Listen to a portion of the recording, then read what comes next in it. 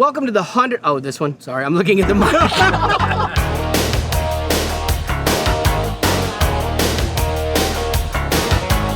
Welcome to the 113th episode of Chaplains and Choppers eating churros. Who would have thought that we had that many chaplains and choppers? But it's a weird thing. So we have churros. And churros, yeah. We got more churros than chaplains, probably. Yes. At least in the military. So we got. This is really cool. We have Chaplain. Do I call you Chaplain? Darren? You can call me Darren. Okay, Darren Turner, with the Army Special Ops, and you are still active duty as a chaplain, correct? That's correct. Yeah. And now the movie Indivisible, that's out on the 26th, is all about Darren's life being deployed, working with the men and women that served there alongside of him, and then coming back. And we're going to get to what happened with your life coming back and how that affected what was a strong marriage going in, and what deployment does in a minute. But I got to ask you, as you watch the movie, are you happy with the muscles that they had on the guy that played you? You know, it's funny. Last night I made the comment about the only regret I have about this movie is that my biceps did not match Justin. Oh yeah, that dude's ripped. He's ripped. Uh-huh. Yeah. But people are gonna think you're ripped. Like they'll be like that until they see below the shoulders and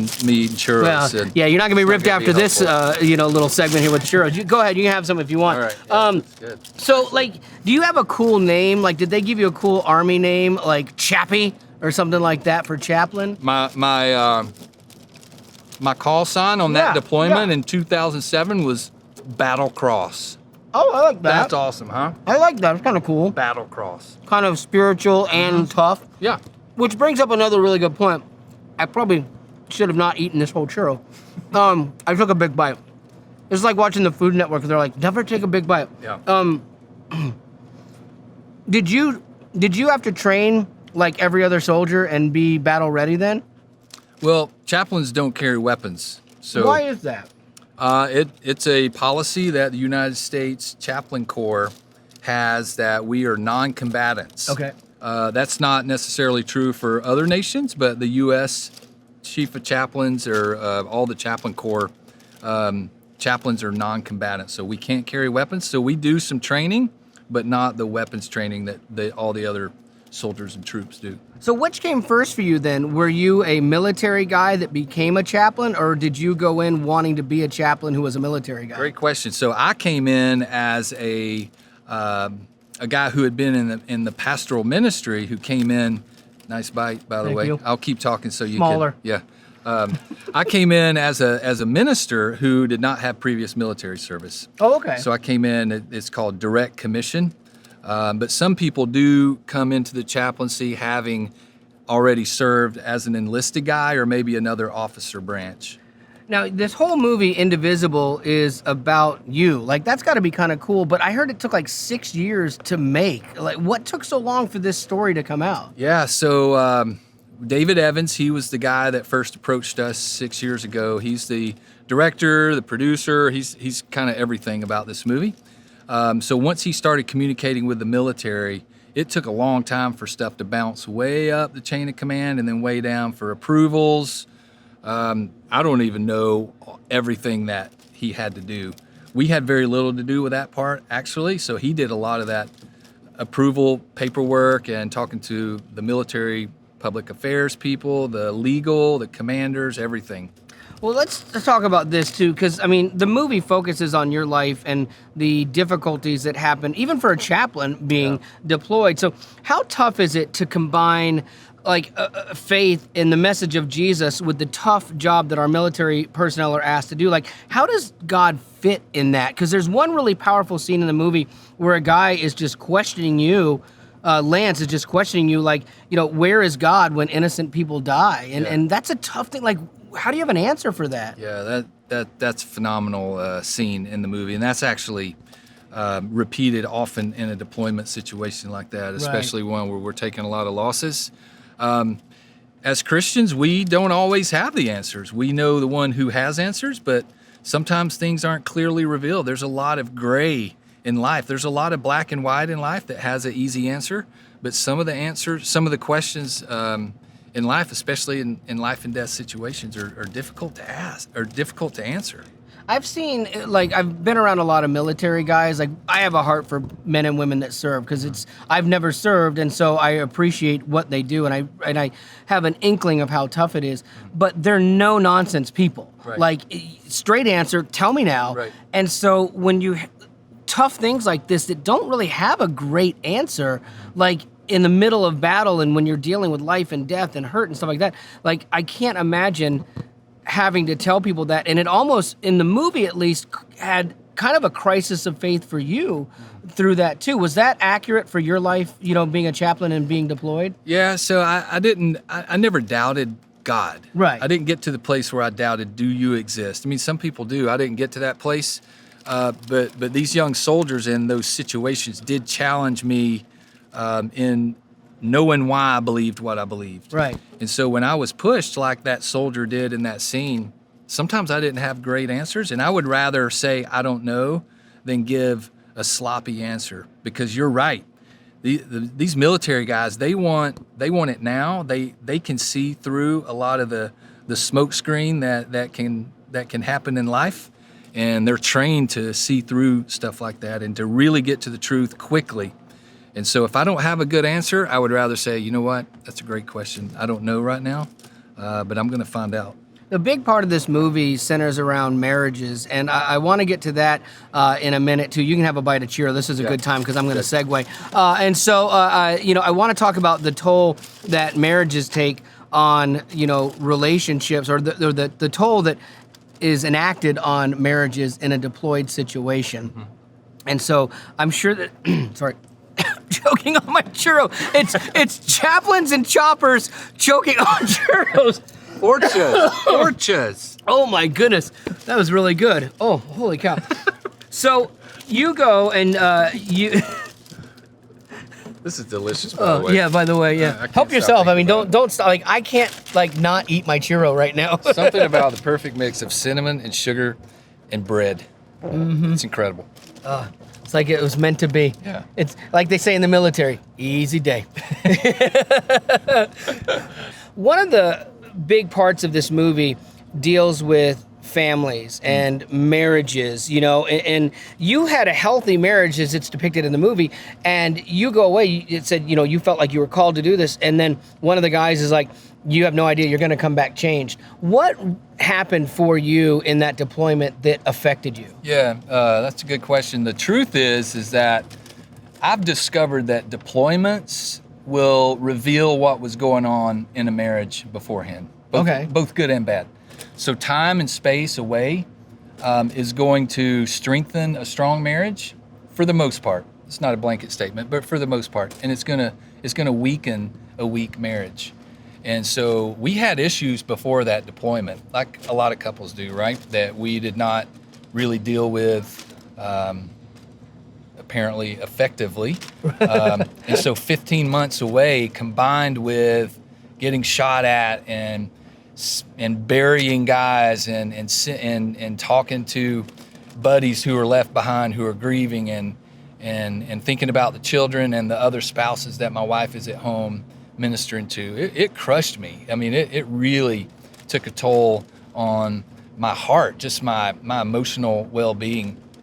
I had some friends that I would talk to in the evenings, would smoke cigars and just hang out by the fire pit, but that's not enough. You really have to take care of yourself when you're in a situation where there's so much tragedy that it can begin to really impact just everything about you. And then in turn, it started impacting my own family at home. Okay, so do you or do you not want to hear the problems at home when you're deployed? Because that, I could, like, there's one scene in the movie where she's trying to tell you of what's going on, and you've just come back from a really bad thing, and you're like going nuts about it, which is understandable, and hers seems trivial. Like, so which is better for people that are deployed? You're asking great questions. I'm trying, man. The churro has inspired me. Yeah, sometimes, so it depends. I think if it's been a good day, an easy day, hey kids, I want to know about everything that happened in the neighborhood and in school, and who pushed you down today? Oh, did that hurt? You know, I want to walk through that stuff with them. But when it's been a rough day, I don't want to hear about other problems, to be quite honest. Because you can't fix them. Right. That's what, as guys, we want to fix everything, you know? And there's so much going on in the moment with the loss of life or someone getting wounded that you're friends with that I don't have the bandwidth to be able to do a lot of dances. Yeah. I'm pretty much a one-track mind guy. If there is a crisis, especially a tragedy of a friend or a soldier right in front of me, and then to try to be able to engage thousands of miles away in what's going on there, I want to be able to do that. I didn't do that well. And I can identify with that because, like, earlier, my wife was blowing me up on my text with stuff that she wanted little answers to and weren't important. And I was trying to lock in the churros for this segment today. And, like, I got to get them fresh. I got pressure. I don't want to hear about these other problems. That's a crisis. I need the churros. Yeah. You don't want yesterday's churros. No. We got to get fresh ones. It's And they were warm, by the way. Yeah, you don't want to give a chaplain a bad churro and a chopper. Absolutely not. No. So I do kind of see where you're coming from on that. You know, divorce is, you know, in our society is tough as it is, but inside of the military, are divorces like maybe higher than other professions? I think so. The numbers fluctuate from year to year depending on, so in the time that the movie was portrayed in 2007, 2008, we had a two-front war. We were in Iraq fully, we were in Afghanistan fully. And so that just took a toll on a lot of military members and their families. Now we're not as heavily engaged in the world. I don't think it's quite as high, but regardless, it's just a stressful environment, and a lot of marriages are under a lot of stress in the military. That's a true statement. Which helps you connect more with the men that you serve with? The fact that you had a marriage that was in trouble, or that you're a military guy? I think for me and my role as a chaplain, they respect the fact more that I had a marriage that was in trouble and that we were able to recover from. Because they're surrounded by people who go through similar stuff, get shot at or shooting at, or flying in helicopters. You know, you're in dangerous situations. But when someone has gone through something that they don't like to deal with, for the most part, no one likes to deal with that. And especially guys, we don't like to talk about that stuff a lot. And for us to put that out there, hopefully it will give them permission to really understand they're not alone, and there is hope. There's the possibility for recovery. So that's my hope and prayer for Indivisible. Your wife, Heather, I would imagine she's a strong woman. She's a very strong woman. Yeah, because, I mean, all these military wives that have to hold it down while their men are deployed is tough. But she said something, a broken marriage doesn't mean a failed marriage. So what is the best step for somebody that's maybe in that place where it's broken, it's fractured? What's like the first step for somebody as you're counseling them to say, look, I know every situation's different, but this has got to be the first practical thing you can do? Because I know there are people that are watching this now that A, are hungry for churros, and B, have a marriage that might be in trouble. Yeah, you threw me off with churros. Sorry. What was your question again? What's the first step for somebody? I get that, actually. Yeah. What's the first step for somebody that's got that fractured marriage, but it's not failed yet, you know? Yeah, I mean, I can speak for us. I can't speak for every situation. We had to come to the place where we both acknowledged how broken it was. And so if one person does that, that's good. That's a start. Right. But it really requires both people saying, we are jacked up, we're broken, we're falling apart, but we don't want to stay here. And we want to pull out of this. And we sought help. We sought professional counseling. I don't think you can recover alone. It's like a drowning man. How's he going to learn to swim in that moment? He's not. He's going to drown unless other people get around him and rescue him. We needed rescue because we weren't thinking clearly. We were believing lies. We were choosing self over the family. Both of us were. And we needed people around us to shake us and say, listen, here's the truth.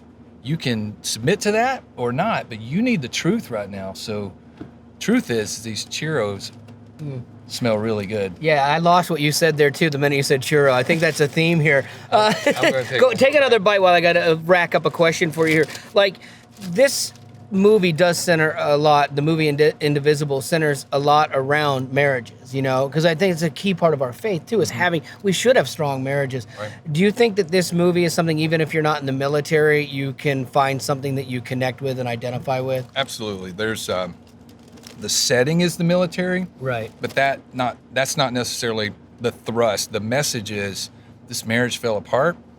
They sought help and they were able to recover out of that. What is something that people can do for military friends and family that they have on deployments? Like, what is a good practical thing to help love on somebody so that they get through it in a more healthy manner? Yeah. I mean, as a Christian, I really would hope that military members, when they come back from deployment, would be plugged into a church. Right. That's so important, to be part of a community of faith, to speak truth to you when you don't want to hear it, to call you out when you're doing things that are destructive to the marriage and the family relationship. If they're not part of a church and don't want to be, then talk to somebody. They have to process everything that they've just gone through.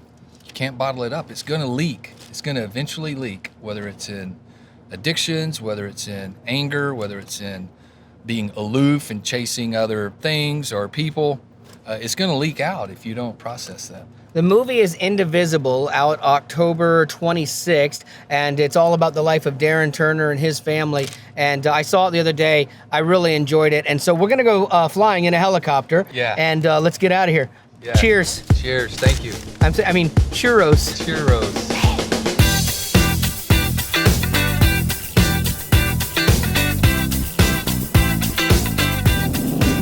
Well, it wouldn't be chaplains and choppers eating churros if we didn't go for a flight. So here we go. They're Chaplain Turner.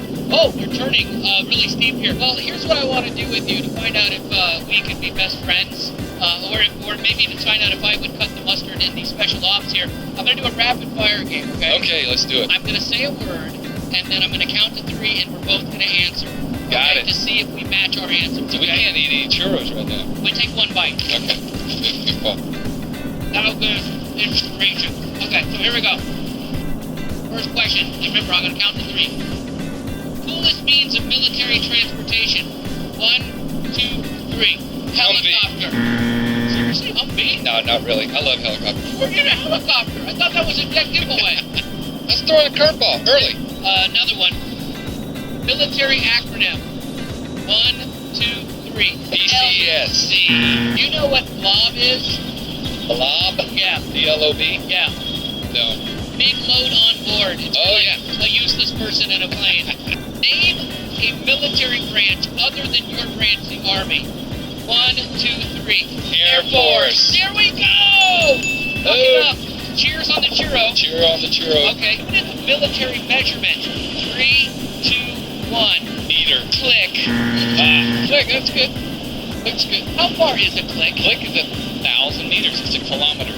Oh, it is. So the click comes from guys in Ranger School or any of the other schools. They have beads, and there's usually a little string with beads on them. And when you've walked 1,000 steps or whatever your equivalent to 1,000 steps, you pull down the click, so you kind of know roughly how far you've gone. I never knew that. Well, there you go. That's what I was told. I could be lying. I don't know. Well, you're a chaplain. You better not be I hope lying. Who ordered the code red? 3, 2, 1. Colonel Jessup. Good One call. of you good men. Yes. I would have even accepted. I ordered the code red. Like I would have taken that too. Okay, finally here on Rapid Fire with Chaplain Turner. Favorite military movie? 3, 2, 1.